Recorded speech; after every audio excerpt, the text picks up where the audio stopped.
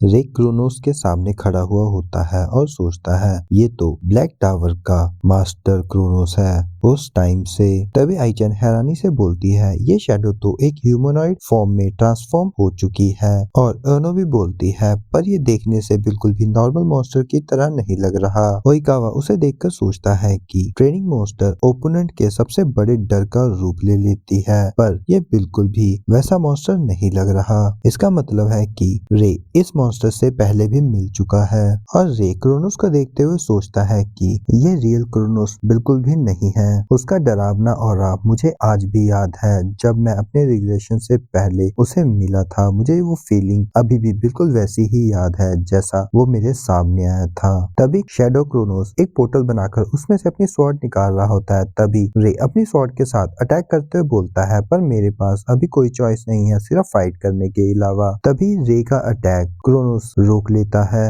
और रे सोचता है ये तो अच्छी बात है कि मैं शुरुआत जैसा डर बिल्कुल भी नहीं फील कर रहा।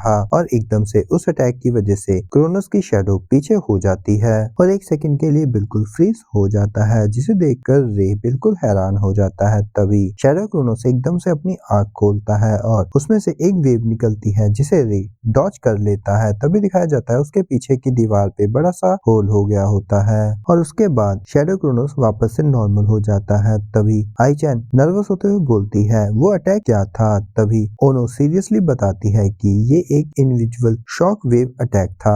ओइकावा भी बोलता है पर रे ने मैनेज कर लिया है उस अटैक को डॉज करना। रे सोचता है मैंने इस अटैक को देखा था अपने रिग्रेशन से पहले तो मैं इसे डॉज कर पाया।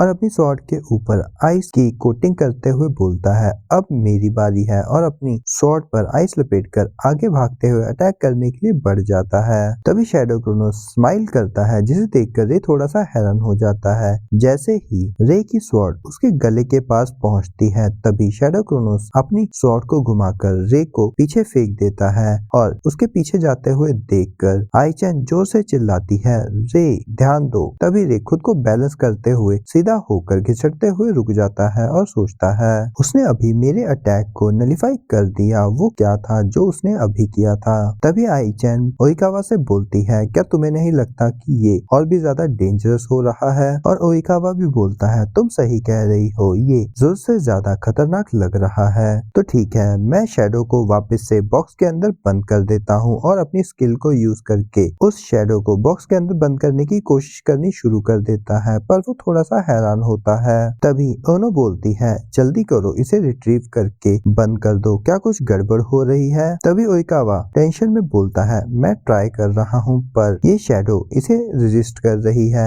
कि मैं इसे बॉक्स में ना बंद कर सकूं। ये सुनकर सभी लोग हैरान हो जाते हैं और ओइकावा गुस्से से बोलता है दांत पीसते हुए धत्तेरी की और सोचता है ये तो काफी अजीब है क्योंकि पहले कभी मेरे साथ ऐसा नहीं हुआ है। तभी क्रोनोस शैडो स्माइल करते हुए बोलती है रे तुम्हें पता है तुम किस मॉन्स्टर के साथ फाइट कर रहे हो। तभी आइचैन और ओनो रे की तरफ भागते हुए बोलती हैं अभी ये सही टाइम नहीं है ट्रायल का, तो हम भी इसमें पार्टिसिपेट कर रहे हैं तुम्हारी हेल्प करने के लिए। रे बोलता है रुको जरा अभी ये ठीक नहीं है। तभी आइचैन ब्लास्ट फर्नेस का यूज कर देती है और ओनो माना कन्वर्जन स्किल का यूज करते हुए उसको हेल्प करने की कोशिश करते हैं और ओनो अपने सायद के साथ उसके ऊपर अटैक करने के लिए बढ़ जाती है क्रोनो शैडो के पास, पर एकदम से हैरान हो जाती है क्योंकि जैसे ही वो शैडो क्रोनोस के पास पहुंचते हैं उसके हाथ के एक थप्पड़ के साथ वो उड़ती हुई आइचैन के ऊपर गिरती है, जिसकी वजह से चारों तरफ धुआं ही धुआं हो जाता है, जिसे देखकर रे चिल्लाता है क्या तुम दोनों ठीक हो। तभी ओइकावा बोलता है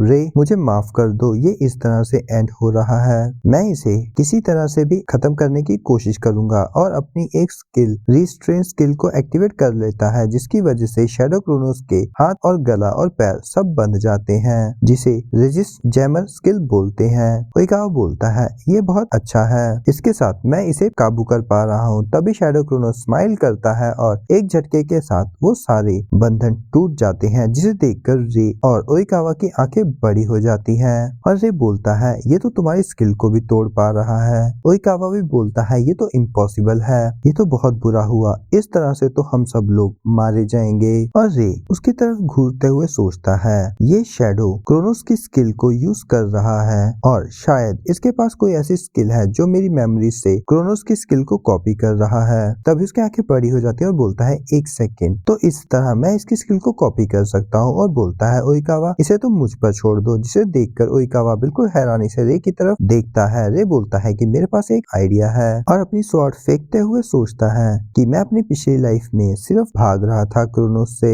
पर अगर मैं यहाँ पर भी हेजिटेट करूंगा तो मैं कभी भी आगे नहीं बढ़ पाऊंगा। और सीरियस होते हुए आगे शैडो क्रोनोस की तरफ भागना शुरू कर देता है और उसके पास पहुंचकर सोचता है ये शैडो अपनी अपीयरेंस इसलिए चेंज कर पाया क्योंकि इसके पास एक सर्टेन स्किल है। तभी वो शैडो क्रोनोस अपनी स्वॉर्ड के साथ रे के ऊपर अटैक करता है, पर रे उसे डॉज करते हुए उसकी तरफ अपना हाथ बढ़ाता है और सोचता है अगर इसके पास कोई स्किल है तो मैं उसे चुरा सकता हूँ और अपनी स्किल ड्रेन यूज कर लेता है।